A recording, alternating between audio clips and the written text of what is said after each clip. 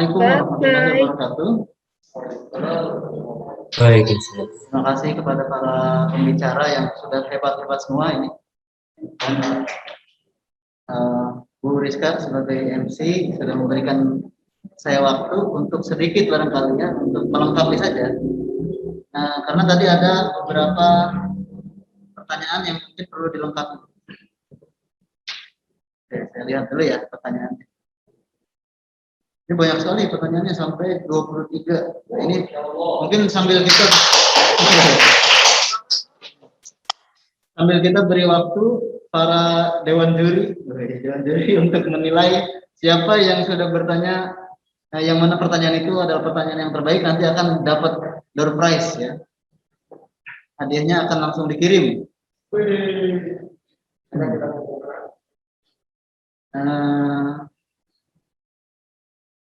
Kita lihat Dewo, pertanyaan dari yang materi pertama ya. Keistimewaan jika ada orang yang wafat di bulan Ramadan itu apa? Sebetulnya begini, orang yang wafat itu bukan berbicara dia berada atau wafatnya itu di bulan apa, tapi dalam keadaan apa dia wafat. Kalau ada orang yang wafat di bulan Ramadan tapi dia dalam keadaan maksiat, ya tetap aja neraka tempatnya gitu. Dosa dia. Tapi ada juga orang yang wafat di bulan Ramadan, dia dalam keadaan husnul khotimah, ya dia tentu saja akan mendapatkan surga dari Allah Subhanahu wa taala. Jadi kuncinya tadi betul kata Pak Dawas, husnul khotimah itu adalah kuncinya ya. Husnul khotimah itu artinya akhir yang baik ya. Ketika wafat itu dalam keadaan mengucap kalimat tahlil atau dia mengingat Allah atau mengikuti petunjuk yang atau godaan yang dilakukan oleh setan. Karena ketika seseorang sedang sakaratul maut itu akan muncul godaan-godaan yang di situ akan menentukan ya apakah dia masuk ke surga atau ke neraka, apakah dia husnul khotimah atau su'ul khotimah. Jadi ketika sakaratul maut itu setan itu mewujudkan diri menjadi orang-orang yang dicintai seseorang ketika masih hidup atau ketika masih sehat begitu ya. Dan kemudian akan menawarkan minuman kepada orang yang sedang sakaratul maut tadi itu. Jadi orang yang sakaratul maut itu kan keadaannya sangat haus karena dicabut nyawa itu sangat menyakitkan, ya. Sehingga setan menyamar menjadi orang yang dicintai, kemudian menawarkan minuman.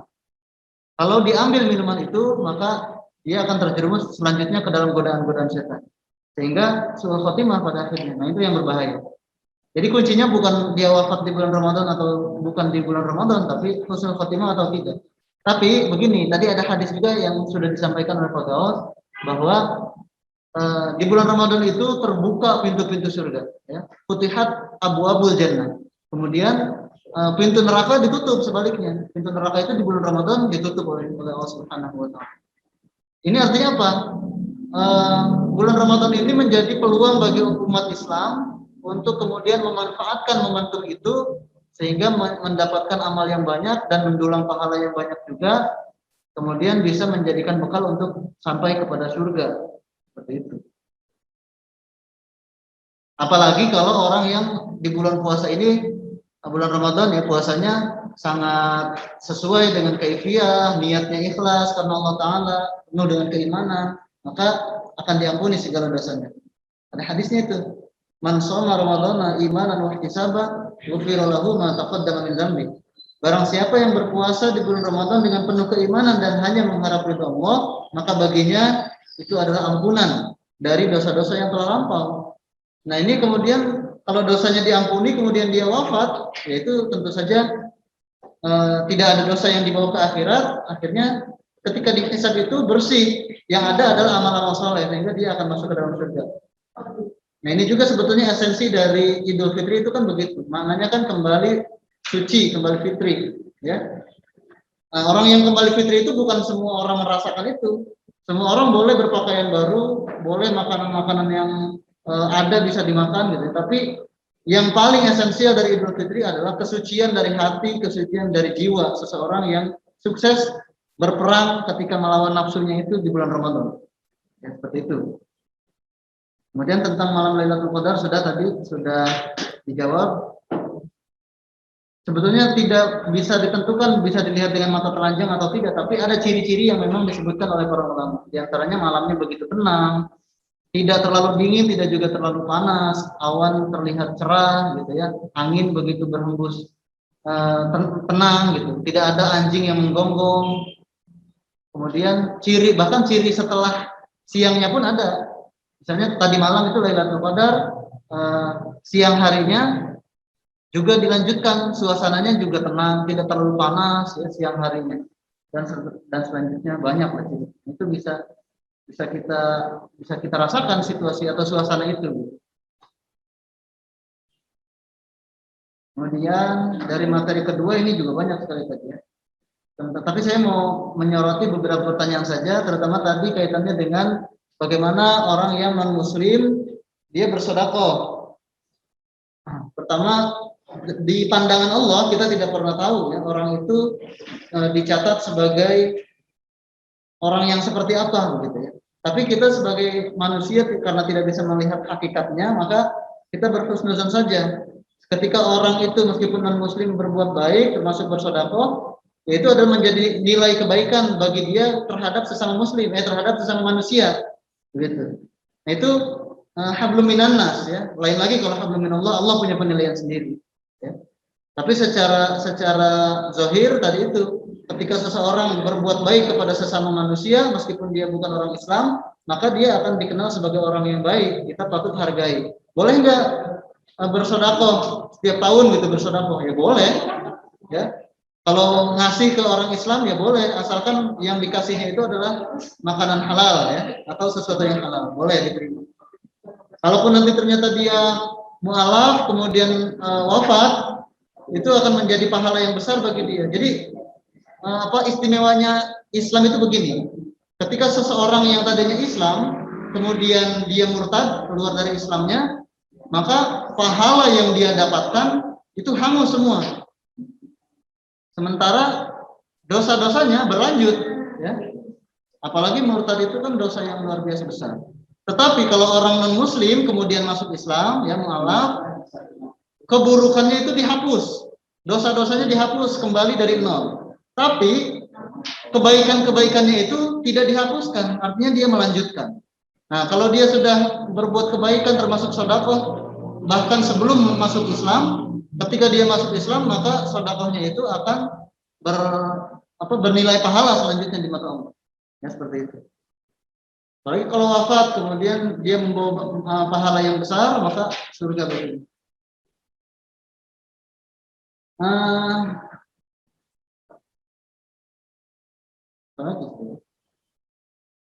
Bolehkah bersedekah kalau tadi non Muslim ya? Sekarang kebalikannya. Orang Islam bersedekah kepada non Muslim, boleh enggak? Boleh. Ya, tidak ada yang melarang. Selama begini prinsipnya, yang namanya bersedekah itu adalah memberikan sesuatu yang kita miliki kepada orang yang membutuhkan. Kalau ada orang non Muslim sangat membutuhkan bantuan kita, ya kita bantu. Itu namanya hablum minan nas. Hubungan antara sesama manusia. Itu sangat bagus. Bahkan Rasulullah dulu sering berbagi atau bertukar hadiah ya, salah satunya dengan gubernur Mesir yang pada waktu itu masih belum masuk Islam ya, itu sering bertukar hadiah Rasulullah. Rasul memberi hadiah dan Rasul juga menerima hadiah. Itu sangat biasa. Namanya bermuamalah itu tidak terpaku hanya khusus untuk antar orang Islam, tidak. Orang Islam dengan orang non Muslim juga boleh. Ya. Bahkan bersedekah itu bukan hanya kepada manusia saja, kepada semut pun boleh. Nabi Sulaiman dulu sering ya bersedekah kepada para hewan gitu, karena Nabi Sulaiman kan terkenal mampu bercakap-cakap dengan binatang. Salah satu sedekah yang begitu masyhur dan terekam atau tercatat di dalam Al-Quran itu adalah ketika Nabi Sulaiman beserta pasukannya sedang dalam perjalanan, ketika itu ada semut yang sedang bergerombol dan melewati jalan gitu ya, menyeberang jalan. Pada waktu itu semut-semut panik lah gitu ya melihat pasukan Nabi Sulaiman itu, sehingga mengomandoi rekan-rekannya yang lain untuk kembali masuk ke sarangnya. Ayo kembali karena pasukan Sulaiman akan melintasi jalan ini, khawatir kita akan diinjak-injak oleh mereka. Ternyata setelah sampai ke hadapan para semut itu, pasukan Sulaiman Dan Nabi Sulaiman menginstruksikan pasukannya untuk berhenti. Stop, ada semut yang mau lewat, kasih mereka jalan. Itu sama dengan sedekah, memberikan kemudahan kepada orang lain juga sedekah. Ya. Setelah itu semut pun tersenyum. Di dalam Al-Quran dikatakan seperti itu.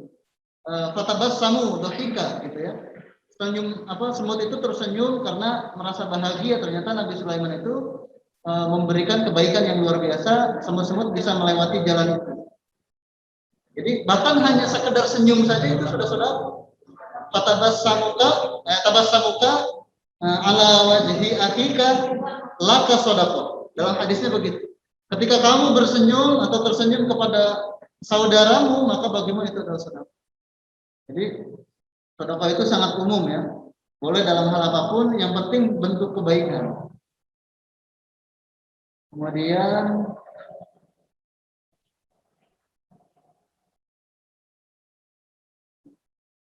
bersedekah dengan uang haram atau uang hasil judi atau uang hasil korupsi, tentu saja kebaikan itu tidak boleh dilakukan dengan cara yang batil. Contohnya begini, makan sate ya, makan sate kan sesuatu yang baik ya, boleh tentu saja. Tapi kalau makan sate itu kita tentu saja harus benar caranya. Caranya gimana? Tusuk satenya jangan ikut dimakan. Ya. Cara makannya juga harus menyamping begini kan, ngambil menggigit dagingnya itu. Tapi kalau makan sate dengan memasukkan tusuk satenya seperti ini, makannya boleh, tapi cara makannya salah ya jadi salah juga, terluka ya. Ya, jadi termasuk pun begitu beribadah. Sedekah ini kan ibadah. Beribadah itu bagus, tapi harus dilakukan dengan cara yang bagus juga. Niatnya harus lurus. Kemudian apa yang kalau sedekahnya itu adalah hasil dari perbuatan yang benar, yang dibenarkan oleh agama. Kalau hasil mencuri, jangankan dipakai sedekah, dipakai makan sendiri aja jadi haram. Ya, nggak boleh dipakai. Tapi kalau kita berniat, misalnya begini, misalnya kita korupsi, misalnya kita korupsi atau kita mencuri lah yang sederhana. Kita mencuri, kemudian kita bertobat. Bagaimana uang curian ini yang tadinya haram supaya tetap bisa dimanfaatkan. Nah itu boleh disumbangkan kepada orang-orang yang membutuhkan supaya tidak dimakan oleh kita, ya, karena itu sudah haram. Ketika diberikan kepada orang lain dengan tujuan untuk membersihkan harta kita, itu menjadi diperbolehkan. Tapi kita harus tadi tobat dulu, menyadari bahwa perbuatan kita salah. Itu seperti itu. Nah, kemudian materi yang ketiga, tata cara sholat Idul Fitri yang benar menurut Afan. Pertanyaan dari Afan.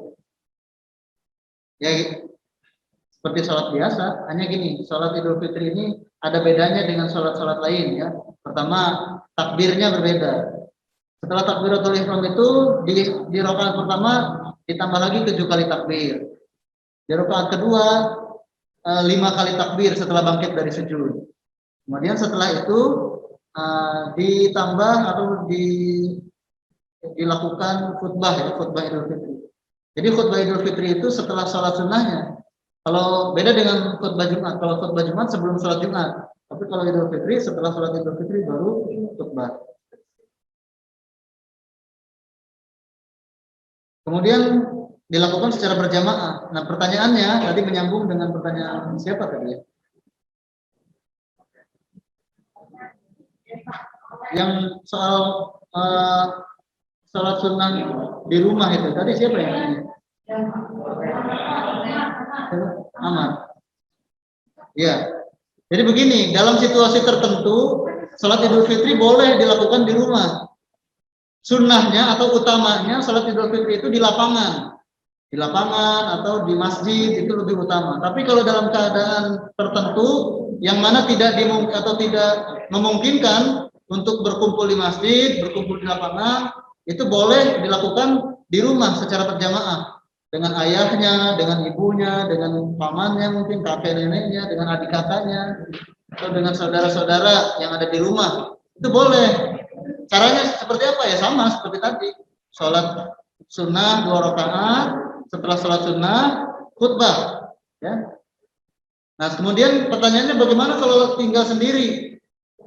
Kalau tinggal sendiri misalkan lagi merantau di luar kota, ngontrak atau ngekos gitu ya, tidak bisa pulang kampung karena dilarang, pengen sholat Idul Fitri, ya. Sementara dia sendiri di kontrakannya, itu seperti apa? Tetap boleh. Dalam keadaan tidak memungkinkan untuk berjamaah sholat sunnah Idul Fitri, meskipun utamanya dilakukan berjamaah, itu tetap bisa dilakukan. Caranya seperti apa? Jadi ketika sholat Idul Fitri sendiri itu yang dilakukan hanya sholat sunnahnya saja. Sholat sunnah 2 rakaat. Rakaat pertama takbir 7 kali setelah takbiratul ihram, rakaat kedua takbir 5 kali setelah bangkit dari sujud, setelah salam berzikir, banyak bertakbir, banyak bertahmid, tidak perlu ada khutbah. Karena dia sendiri, masa khutbah yang khutbah dia yang dengerin dia kan enggak ini ya. Tidak, karena khutbah itu kan intinya adalah memberi wasiat ketakwaan, wasiat untuk beramal soleh. Kalau sendiri cukup menyadarkan hal-hal itu. Dia menyadarkan akan dosa-dosanya, menyadarkan akan keesaan Allah dan seterusnya.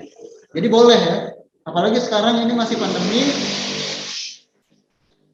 Meskipun pemerintah sudah memperbolehkan untuk melaksanakan sholat tarawih, sholat id dengan protokol kesehatan, tapi kalau kita berada di zona merah, itu anjurannya lebih baik di rumah saja. Jadi tetap bisa. Ya.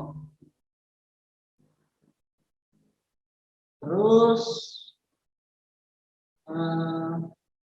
ini ada pertanyaan nyempil satu nih dari Fikri ya. Assalamualaikum, apakah menangis, memupil ataupun membersihkan telinga itu membatalkan puasa?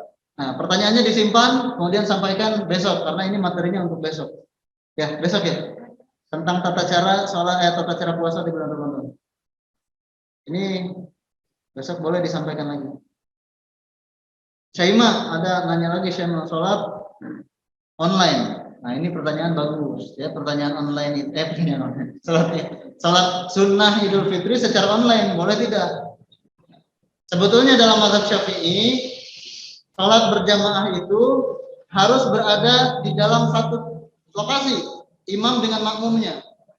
Ya, kenapa? Karena gerakan imam kan harus diikuti oleh makmum. Kalau tidak berada di satu lokasi, sulit bagi makmum untuk mengikuti gerakan-gerakan imam. Kemudian berada di satu waktu.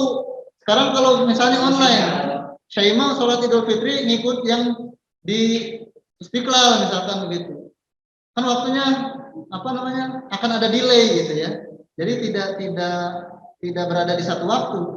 Atau apalagi kalau ikutnya di Masjidil Haram, waduh ini jauh. Jauh sekali waktunya beda 4 jam ya.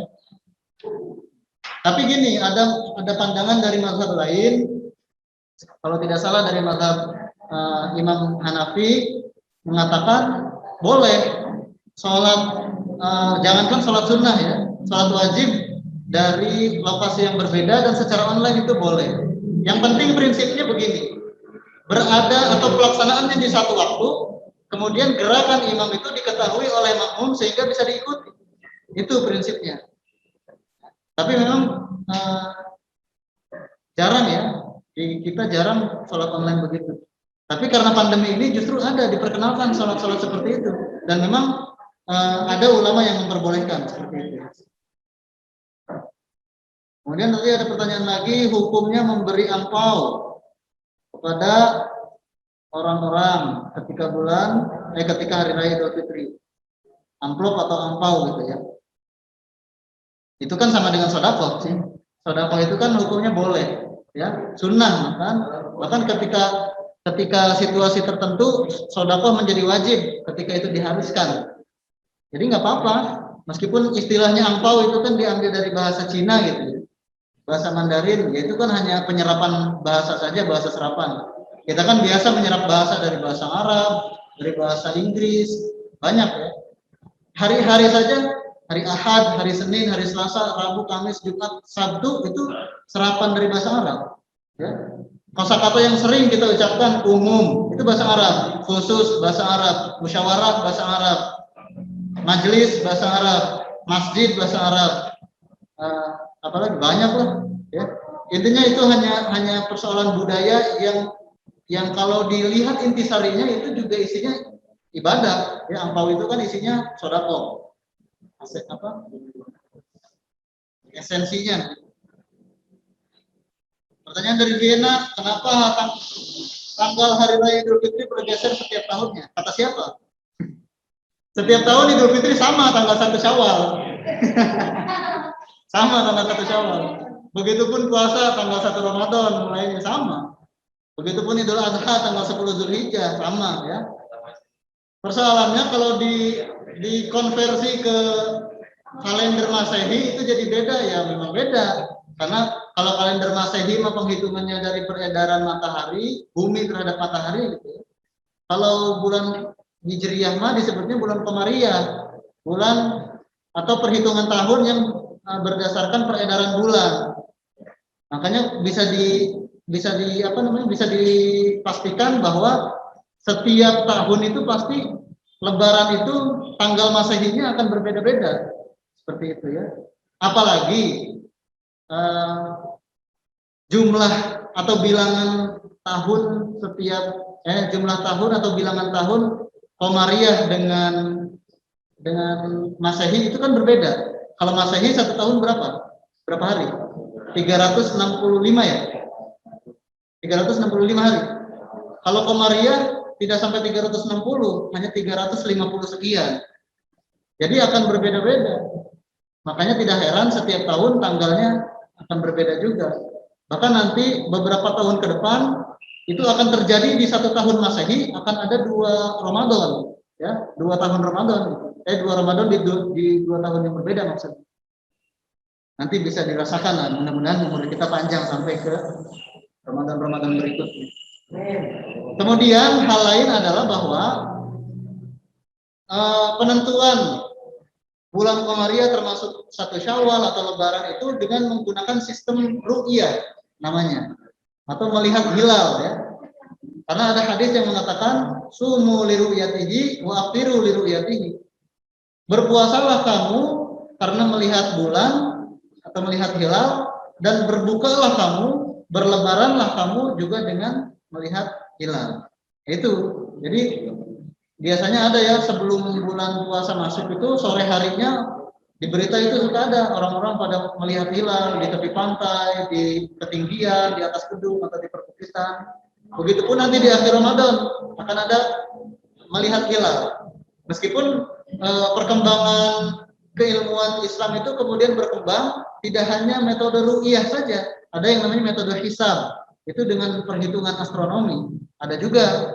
Makanya biasanya Muhammadiyah gitu ya, itu sudah menentukan lebarannya sendiri, menentukan lebarannya berbeda atau sudah ditentukan sejak awal.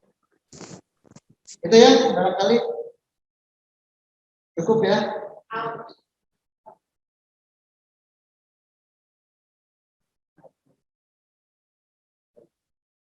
Tadi ada satu pertanyaan lagi yang menarik dari Arya. Tadi bukan yang soal tadi telurnya 3, bukan. Ada pertanyaan dari Arya ini tentang hari Raya Idul Fitri tahun ini bersamaan dengan kenaikan Isa Al-Masih. Apakah pahala yang didapatkan akan berkolaborasi? Waduh. Aduh, ini harus berhati-hati saya menjawabnya, karena antara toleransi dengan ubudiyahnya ini harus kita pisahkan. Kalau nilai-nilai ubudiyah atau nilai-nilai ibadah di dalamnya, ya umat Islam beribadah dengan sesuai tuntunan agamanya. Kita sholat sholat Id gitu ya, kemudian bersilaturahim, berziarah ke makam, saling bermaaf-maafan, halal bihalal. Itu ubudiyah kita umat Islam. Tapi kita ketika lebarannya berbarengan dengan kenaikan Isa Al-Masih, ya jangan ikut-ikutan beribadah di gereja misalkan gitu ya, atau ikutan ibadahnya namanya misa gitu ya di gereja, jangan ya. Itu sudah menyangkut dengan yang disebut dengan akidah, maka tidak ada toleransi di situ. Tapi pahalanya bisa bertambah ketika kita merayakan hari raya Idul Fitri dengan ibadah-ibadah seperti yang tadi saya sampaikan, ditambah lagi kita bertoleransi, menghargai umat yang beragama lain untuk melaksanakan ibadahnya, memberikan kesempatan kepada mereka untuk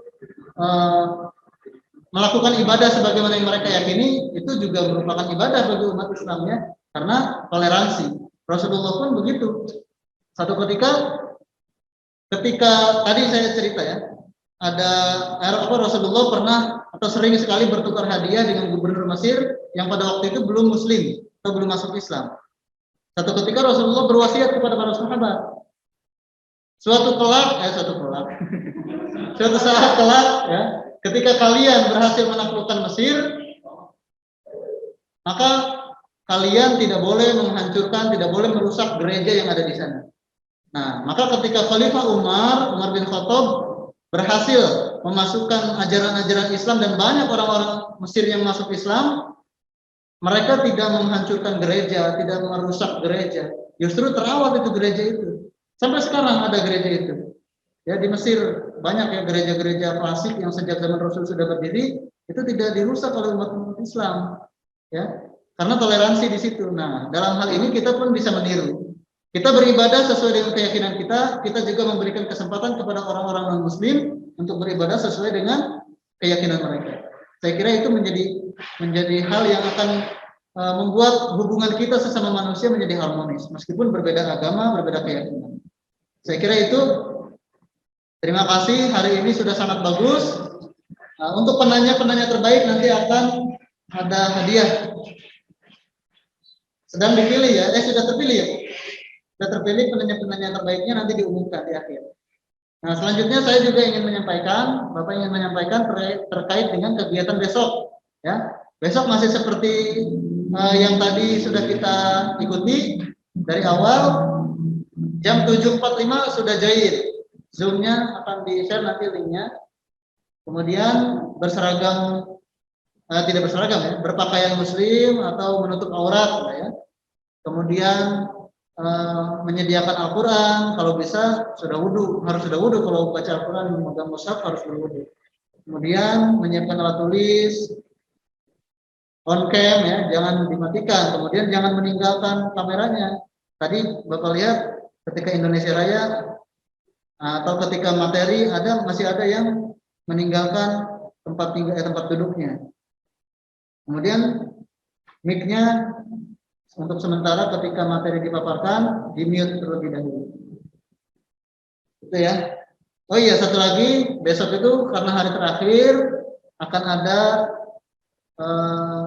jadi door prize-nya double ya. Selain door prize untuk para penanya yang terbaik, ada juga hadiah bagi peserta yang mendapatkan nilai tertinggi dari lomba cerdas cermat yang akan dilaksanakan oleh OSIS. Ya, nanti besok ada cerdas cermat yang akan dilaksanakan oleh OSIS. Oleh karena itu, simak materinya sampai selesai, karena yang dilombakan nanti akan diambil dari materi standar ini. Gitu ya. Kemudian medianya yang akan kita pakai Kahoot ya.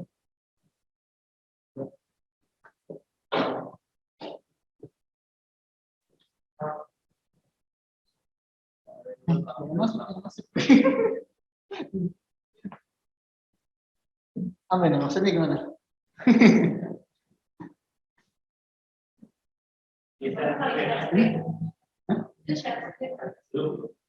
Jadi gimana ini? Bapak Ibu coba lagi. Maksudnya saya harus menjelaskan apa? Jadi media yang digunakan.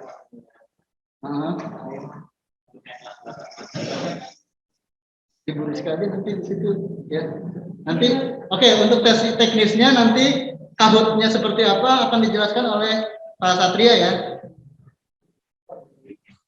Jadi kalau yang di tab-nya atau di komputernya, kalau mau pakai komputer itu belum ada Kahoot-nya, boleh disiapkan Kahoot-nya ya. Yang versi web atau versi aplikasi juga boleh. Boleh di handphone, boleh di tab, boleh di komputer, boleh di laptop. Bebas. Jadi penilaian Kahoot ini kan siapa cepat dia dapat, dan siapa tepat dia dapat. Jadi pak cepat-cepat, pak tepat-tepat. Oh iya, satu lagi. Yang menentukan itu biasanya koneksi internet. Jangan seperti tahun lalu ya. Tahun lalu ada yang susah masuk, ada yang sudah masuk tapi pilihannya nggak bisa dipilih gitu ya. Ini juga jadi kendala. Jadi siapkan Kahoot-nya, siapkan koneksi internet yang terbaik. Kalau perlu ganti provider dulu misalnya, silakan diatur gitu ya.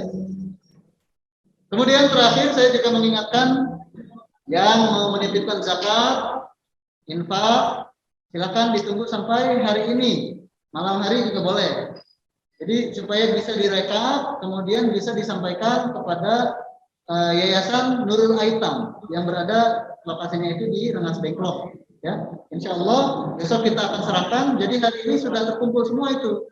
Yang masih belum ikut berzakat, ikut bersedekah, berinfak, silakan secepatnya. Atau yang sudah mau nambah lagi boleh. Nah, karena tadi sudah mendengar materi dari Bu Muti, pahala sedekah begitu banyak, apalagi di bulan Ramadan. Saya mohon izin Pak Kaus, saya menambahkan satu keistimewaan bulan Ramadan, pahala kita dilipat gandakan sampai 700 kali lipat. Dalam satu keterangan hadis, kullu amal ibni Adam yudha'aful hasanatu asyru amsalihha ila sab'i mi'ati di'afin. Ya. Ketika setiap anak Adam yang melakukan amal soleh di bulan Ramadan itu akan diganjar dengan 10 kali lipat sampai 700 kali lipat. Siapa yang nggak mau pahala 700 kali lipat? Ya. Dari itu sekali lagi, ayo kita perbanyak sedekah, kita perbanyak infak, kita perbanyak lagi zakat. Bapak-bapak, ibu guru juga di sini banyak yang berzakat, berinfak di sini ya. Orang tuanya yang mau ikut nitip juga nggak apa-apa. Saya kira itu. Mohon maaf, waktunya sudah habis dan terima kasih banyak telah mengikuti kegiatan Sanlat hari ini. Mudah-mudahan ilmunya bermanfaat. Mudah-mudahan yang dapat hadiah nanti akan diumumkan dan akan langsung dikirim hadiahnya nanti ya. Terima kasih semuanya. Mudah-mudahan kita ketemu lagi besok. Sehat selalu, panjang umur. Wassalamualaikum warahmatullahi wabarakatuh. Waalaikumsalam warahmatullahi wabarakatuh.